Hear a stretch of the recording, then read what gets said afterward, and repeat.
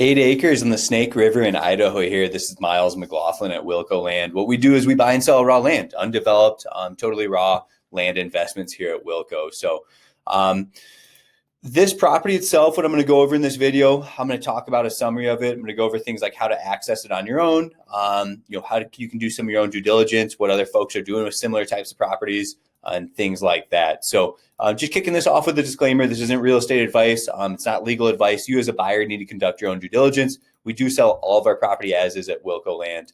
We do offer seller financing. We do offer cash discounts for cash buyers. So taking a stop, pausing here for a second.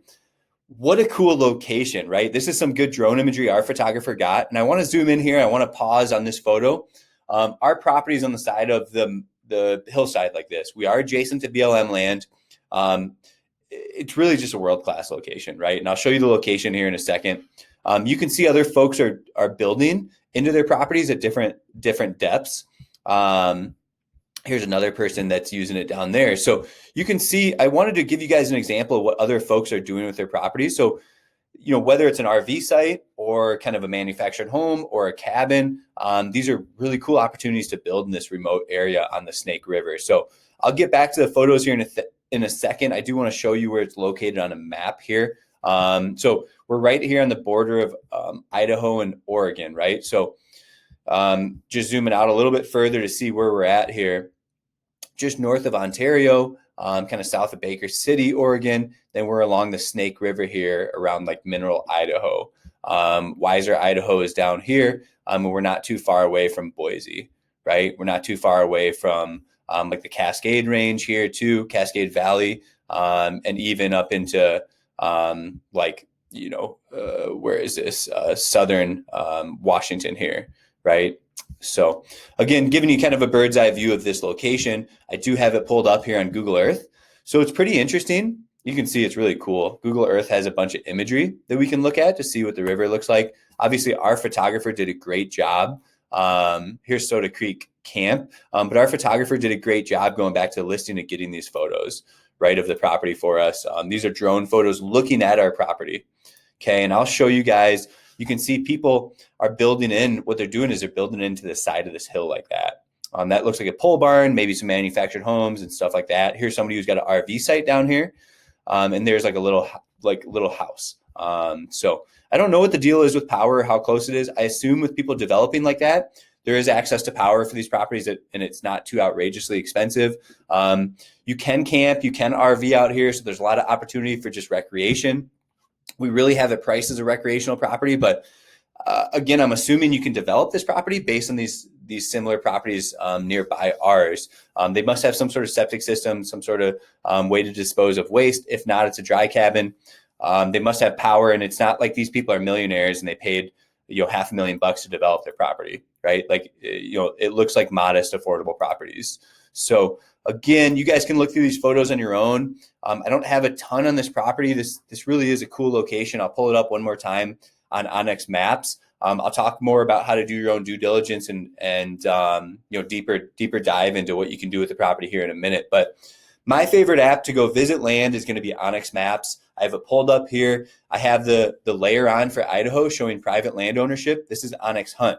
So you can see this is part of the property here along the road. You can see that guy that's built inside of the hill is just one parcel over. So you've got this person, then you've got this right here. Okay. Then you've got a pretty big landowner to the north of you that owns all these lots there. Behind this property is actually BLM land. And then it's really weird. It's actually sectioned off. This is also included in the sale, this property right here. So this total is that, so everybody owns, if I zoom out, you can see everybody owns this section of land, and then you come down here and they own this section of land, right? And I'll give you guys some quick measurements here in a minute. And then this land adjacent to the river, it's owned by Idaho Power Company. It looks like folks, like there is a public access point here on BLM. So if you just walk out your front door, this is a public access point to the river down here. So like as a crow flies, if I were just to draw the distance out between this public access point and our property, it's 500 yards. It's not far at all. So you could walk out your front door and walk down there. So, that's very common in these rivers. Power companies, the Army Corps of Engineers, to own everything along the riverbanks unless it's BLM land. Across the river, there's some more land ownership. It looks like people are using these properties as well on Snake River Road on the Oregon side. And then this is the Idaho side here. On Rock Creek Road is where this is located. So I wanted to point out a public access point really close down here. It's called Golden Goose Canyon. This is all BLM land at your disposal, living right next door to really just a cool area with a lot of opportunity. Again, here's more opportunities to access public land down here further to the south of your property. So as I zoom out, you can see everything in orange. The majority of stuff in orange is going to be BLM land, public land. Obviously, this is an amazing opportunity for recreation out here and potentially to build. Again, there's more access sites to the water on the other side of the river as well.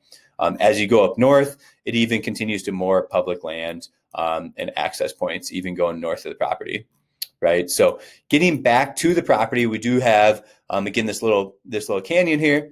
And then going back up north, there's more BLM land and more river access points at your disposal for recreation on the river here. So going back to the specific property, I want to touch on how it looks on Google Earth that has some topography in here. So you can see that we are highlighted here. Okay. And you can see all these landowners have this similar type of topography and terrain. You can see we're right here. I'll get us up to date on imagery. You can see within the last couple of years alone, look at the top left of my screen here, July 2020. There's not much development, then boom. Recently, this property looks like it got developed along with these two down here. They're building into the side of the hill, so we know that's possible. I don't know when this home was built.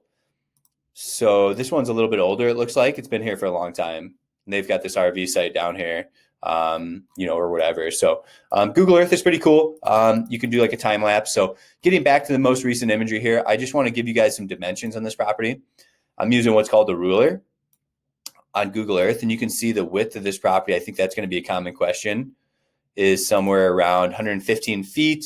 And for yardage, we're looking at about 40 yards right there. And if I were to go this end, up top up here, which isn't most people's worries, 170 yards, or how many feet? 500 feet, right? So again, then you've got this bonus chunk of land. You hike up your backyard and you get up to this cool lookout point, maybe a gazebo, maybe a lookout.